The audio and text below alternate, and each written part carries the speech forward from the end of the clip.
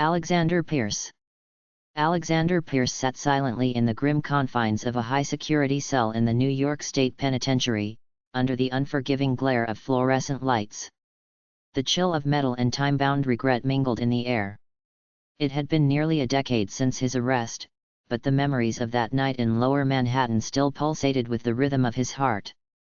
The story of Alexander Pierce was not an isolated incident in the annals of New York's dark underbelly, rather, it served as a nexus where fate, desperation, and twisted love converged. On a brisk autumn evening in 2008, the city was alive with its usual vibrancy, a synergy of honking taxis, neon lights reflecting on wet sidewalks, and the cacophony of voices mingling with shouts and whispered secrets. Alexander, then a man in his early 30s with a haunted gaze and a past riddled with bitter disappointments, found himself drawn to the edges of society's underworld. His eyes, once filled with empathy, now looked upon life with a mixture of cynicism and cold resolve. He had become a murderer, a creator of nightmares, and his descent began one fateful night at a downtown gala that spiraled into chaos. During the gala, Alexander's path crossed with that of Benjamin Carter, a charismatic entrepreneur and socialite known for funding upscale charity events throughout the city. Conversations, laughter, and clinking champagne glasses gave way to an undercurrent of jealousy and betrayal.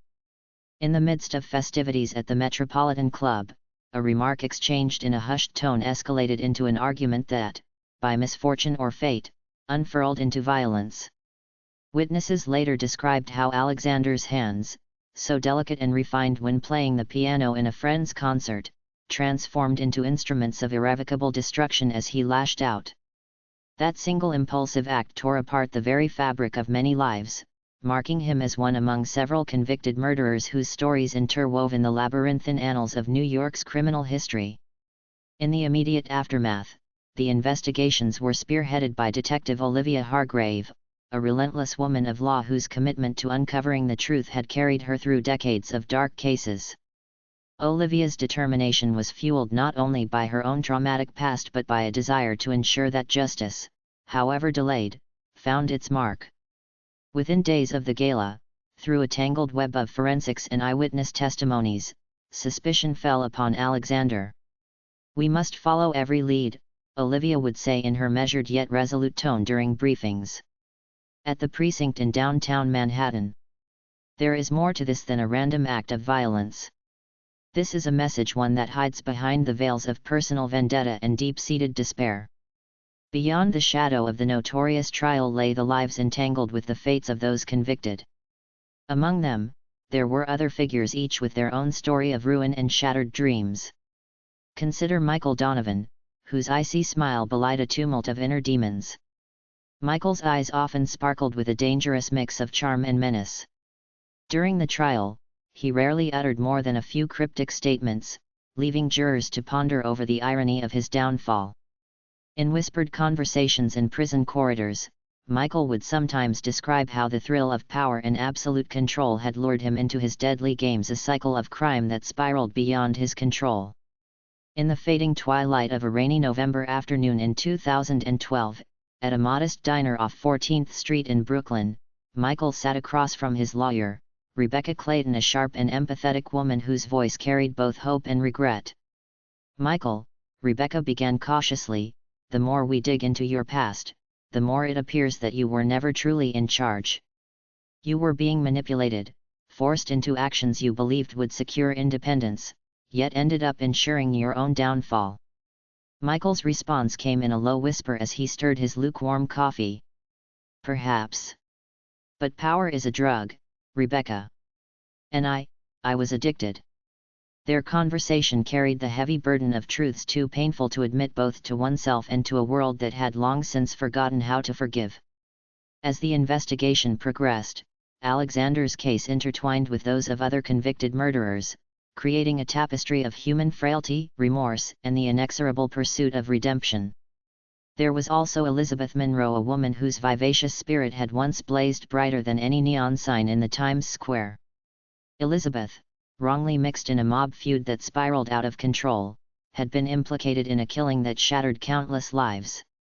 Though her conviction had been marred by controversy and claims of judicial miscarriage, her story inevitably became part of the larger narrative, a cautionary tale about the consequences of both personal vendettas and systemic corruption. Elizabeth's trial had been a media sensation. Amid the glare of television cameras and the constant hum of tabloid speculation, she maintained a calm dignity that both fascinated and repelled the public. During her testimony, she had told the courtroom in a voice that trembled yet persevered, "I never wanted to hurt anyone. I was caught in a tide of violence and betrayal, a tide that I could neither fathom nor escape. My only crime was being a woman who dared to love fiercely in a city that treats love as a luxury." Her words resonated with many but were dismissed by the judicial system as the musings of a desperate soul. Yet, in the quiet moments that followed the verdict, Elizabeth's sorrowful eyes reflected a lifetime of regret and the yearning for forgiveness, a yearning that would haunt her long after the gavel had fallen. Among those haunted souls was Christopher Mills, a conflicted man whose involvement in a series of murders was discovered only after his meticulously crafted facade began to crumble. Christopher, a once promising architecture student at Columbia University, had seen his ambitions collapse after a series of personal tragedies. He turned to crime as a way to reclaim power, a misguided attempt to rebuild a shattered identity. His narrative unfolded one cold January morning outside the New York Public Library, where he had been arrested after an elaborate attempt to cover up the evidence of his involvement in a double murder that rattled the city's core.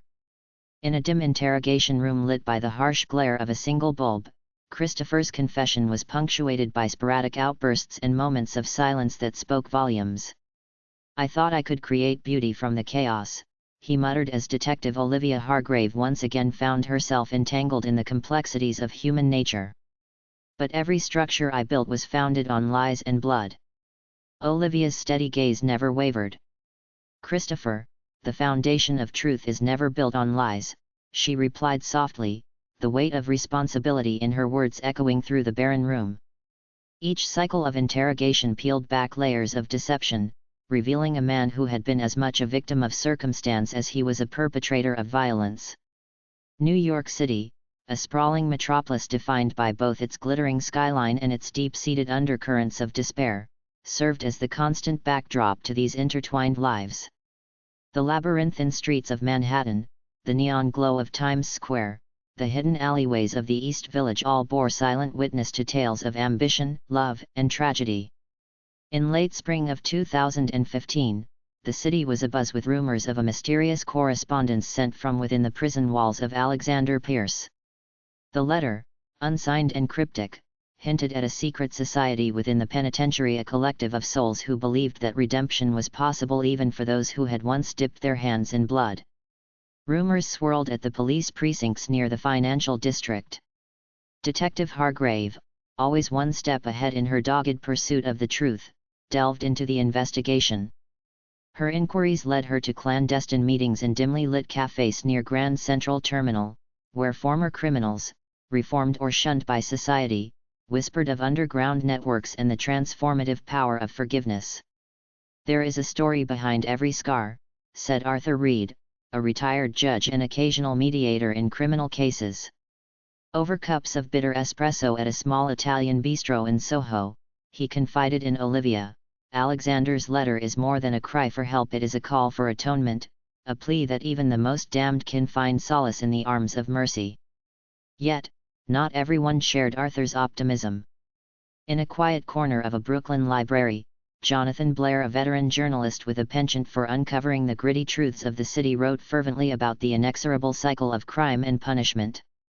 "In every murder lies a story of a lost soul," Jonathan would often remark to colleagues over clattering typewriter keys.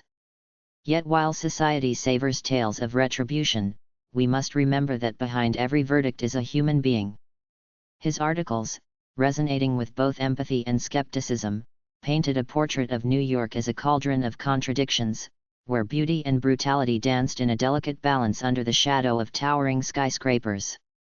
The narrative deepened when a meeting was arranged between Alexander Pierce and a group of convicted murderers seeking redemption, a secret that came to light through a sleeper network spanning several correctional institutions. In a secluded conference room within the confines of the penitentiary, Alexander, Michael, Elizabeth, and Christopher confronted their collective pasts. The conversation was remarkably candid. Alexander, his voice surprisingly steady for a man condemned by his own actions, began, "Each of us is marked by choices that have led us down paths we cannot unwind. But tonight, I ask, must we not find a way forward?" Michael's eyes flashed with a conflicted intensity. "Redemption is a luxury for those who can forgive themselves, Alexander. We are entangled in a web of our own making," he retorted, his tone half defiant, half yearning. Elizabeth added softly, "I have lived my life in the shadow of regret. If there is to be any salvation, it must come from understanding that our actions, however dreadful, are woven into the tapestry of our existence." The dialogue continued into the early hours of the morning. The atmosphere was heavy with remorse and cautious hope. Christopher, who had often lived in silence, finally spoke with a tremor in his voice, "I never sought to build monuments to my pain. I merely tried to fill a void left by loss." His words, laden with the weight of innumerable sleepless nights, resonated deeply with those present. There, in that cramped room, an unspoken agreement arose. They were not miracles, nor were they heroes, they were broken individuals fighting against the demons of their past, trying desperately to find even a glimmer of light in a dark labyrinth. The following weeks saw unprecedented initiatives. Olivia Hargrave, whose empathy had often clashed with the ironclad nature of the law, championed a community program aimed at reaching out to inmates willing to atone. The program, supported by local charities and spearheaded by figures like Rebecca Clayton and even Jonathan Blair through his investigative sponsorships, sought to break the vicious cycle of revenge and alienation. In a modern rehabilitation center established in an old converted warehouse in Harlem, former convicts attended group therapy sessions, art workshops, and restorative justice meetings. The ambience was surreal, a convergence of harsh pasts and tentative hopes for future renewal. Even Alexander, behind his cold exterior, began to ponder the possibility of transformation. On one rainy evening in early summer 2016, as droplets raced down the fogged windows of the center, Alexander found himself in a conversation with a volunteer named Daniel Sutton. Daniel, a gentle soul with unwavering faith in human potential, said in a warm, encouraging tone, "Alexander, you might be imprisoned, but your mind is free. The choices you made do not have to define you. Every moment is a new beginning." Alexander's eyes, which had long been dull with resignation, flickered with the ghost of hope. "I want to believe that," he murmured. Their conversation meandered through themes of forgiveness, self-redemption, and the painful process of confronting one's inner demons. It was a dialogue not only between two men from vastly different worlds but also between a man haunted by his actions and a young man committed to offering second chances. Yet, the path towards redemption was fraught with skepticism and resistance. Outside the rehabilitative walls, in the bustling streets of Manhattan, families of the victims still demanded justice and retribution. At a memorial vigil held in Central Park, under the stark gaze of winter's sky, a grieving mother named Margaret Donovan, a relative of one of Michael Donovan's victims, spoke passionately into a tightly packed crowd. "How can we forgive when blood has been spilled and lives irreparably shattered?"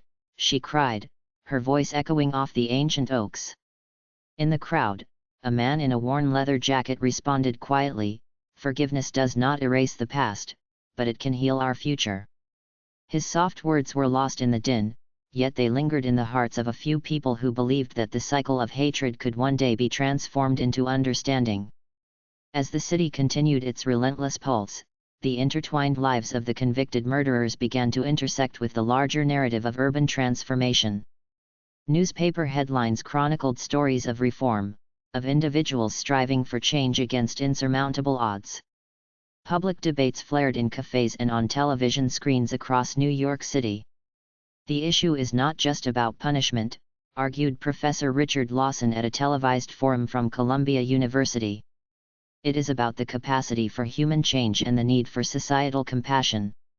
When we lock people away without addressing the root causes of their actions, we consign them to perpetual darkness."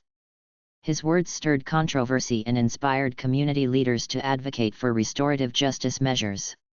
In one particularly dynamic moment, Detective Olivia Hargrave found herself grappling with the ethical complexities of her career. While reviewing evidence in her modest Upper West Side apartment, she recalled a conversation with her mentor, retired Inspector Gerald Simmons. "Olivia," he had said in a gravelly voice one evening over a glass of scotch, "justice is not a monolith. There is retribution, yes, but there is also an opportunity for healing. The law must serve to protect society, but it must also remember its duty to rehabilitate." These words resonated as she watched the city's skyline twinkle with promise and as she pondered the possibility that even souls lost in sin could find a measure of absolution. With time, the narrative around Alexander Pierce and his fellow convicts began to shift. Public opinion, once dominated by horror and bitterness, slowly evolved. A documentary titled Shades of Redemption captured the emotional journeys of these murderers, juxtaposing their violent pasts with moments of genuine reflection and the budding hope for a second chance. Interviews with family members of victims, victims themselves, and the condemned created a multifaceted portrait of a city struggling to reconcile its own capacity for cruelty with an ever-present yearning for mercy. During a live televised forum at a renovated arts center in Greenwich Village, moderated by Jonathan Blair, heated debates ensued. In one segment, Elizabeth Monroe, now quiet and introspective from her years behind bars, sat across from a young activist named Sarah Thompson. "I do not ask for forgiveness on behalf of the irreparable," Elizabeth said softly, her eyes glistening with unshed tears, "but I pledge to spend my remaining days dedicated to preventing the cycle of violence that once consumed me." Sarah, her youthful fervor undimmed by the harsh realities of the world, replied, "Your words matter, Elizabeth. They remind us that the darkest paths can still be illuminated by the smallest sparks of hope." The dialogue was raw and honest, a collision of past pain and future promise echoing across the studio's live audience. As summer deepened, the rehabilitative efforts began to show small yet significant results. Group therapy sessions, art installations created by inmates, and community outreach programs began to alter perception. In one memorable event at a public park adjacent to the High Line, inmates were invited to exhibit their creative works. Murals, sculptures, and poignant essays highlighted not only their regrets but also their aspirations for transformation. For a brief moment, the towering glass structures of Midtown provided a luminous counterpoint to the somber stories of New York's condemned souls. Yet, amidst these hopeful initiatives, remnants of the violent past continued to haunt the city's corners. Small alleys in the Bowery, abandoned factories in the Bronx, and even the once thriving storefronts in Williamsburg bore scars of a history marred by sudden violence. In a quiet moment on a rain-soaked evening outside a derelict building near the East River, a former associate of Alexander Pierce, Jonathan Mills, no relation to Christopher, muttered to himself as he traced faded graffiti on a brick wall, "Each mark tells a story of lives that were lost to the relentless tide of fate." His words, though inaudible to passers-by, encapsulated the enduring melancholy that clung to the city like a second skin. Amid these ongoing legacies, the court hearings for several of the convicted murderers became epilogues to their earlier lives, every session dissecting the human condition with clinical precision. In one such session, presided over in a stately courtroom overlooking Central Park, Alexander Pierce, flanked by his attorney Rebecca Clayton, delivered a rare testimony. "I stand before you not to absolve myself of my sins," he proclaimed in a measured tone that trembled with vulnerability, "but to acknowledge the irrevocable pain I have caused. I am a product of my environment, of choices made in moments of despair. And as I serve my sentence, I can only hope that my words may serve as a warning and a guide to those who stand at the crossroads of darkness and light." The silence that followed was heavy with collective introspection, a poignant interlude in the ongoing dialogue between justice and mercy. Outside the imposing walls of the courthouse, life in New York City surged on as if to underscore the indomitable spirit of its people. Crowds hustled along avenues lined with historic brownstones, while hopeful voices mingled at outdoor cafes in the village. The city thrived on its contrasts, a place where the brilliance of human achievement was inseparable from the scars of its past. And for every convicted murderer whose name was etched in the annals of tragedy, there were countless others working tirelessly to knit together a future of understanding, accountability, and healing. In the twilight of a mild October evening in 2019, fate once again intertwined the lives of these complex souls. A symposium on criminal justice reform, hosted at the iconic Lincoln Center in Manhattan, brought together experts, victims, former convicts, and community leaders. Among the speakers was Detective Olivia Hargrave, who eloquently recounted her decades-long battle against the forces of violence and despair. In this city, she declared with unwavering conviction, we are all bound by a common thread, a shared responsibility to honor the past, learn from it, and build a future where every life is given the chance to evolve. Her words reverberated through the packed hall, eliciting nods of agreement, murmurs of introspection, and even tears from those who remembered the bloodshed and heartache that had once threatened to tear the city apart. During the intermission of the symposium, a chance encounter rekindled old connections. Rebecca Clayton, now widely respected for her unyielding dedication to both legal justice and human compassion, found herself in conversation with Daniel Sutton. "It's remarkable," Daniel remarked as they sipped herbal tea in a quiet alcove away from the crowd, "how our paths have crossed time and again. Alexander's letter, the group sessions, it all feels like an echo of a deeper truth that we must face." Rebecca nodded, her eyes reflecting a mixture of hope and sorrow. "We are all prisoners of our history in some way. Yet, it is in acknowledging that history, no matter how painful, that we can begin to imagine a world more just, more compassionate." That evening, as the bright lights of Lincoln Center dimmed into the gentle glow of street lamps, the city felt both ancient and endlessly new. The conversations from the symposium rippled out into the night, carried on the voices of ordinary New Yorkers who dared to dream of a unified tomorrow. For Alexander Pierce and his fellow condemned souls, the pursuit of redemption was an arduous journey, a winding path through remorse, introspection, and occasional sparks of hope. Their stories, interlaced with those of the living, became part of the city's broader narrative, a narrative defined not solely by its tragedies but equally by its capacity for resilience, transformation, and the ever-present possibility of grace. In subsequent years, efforts to humanize the narrative around convicted murderers gained momentum. Community centers sprang up in neighborhoods like Harlem and the Lower East Side, funded by a coalition of philanthropists, activists, and even reformed ex-convicts. Programs in counseling, vocational training, and restorative justice workshops began offering alternatives to the perpetual cycle of retribution. The spirit of renewal, though often tested by harsh realities, found solace in the belief that even the most fractured lives could be pieced together with care, understanding, and a measure of forgiveness.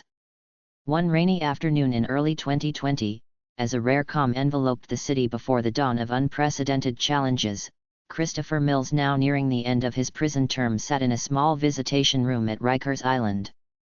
Across from him, his daughter Emma, whose tender features belied years of waiting and sorrow, reached out tentatively.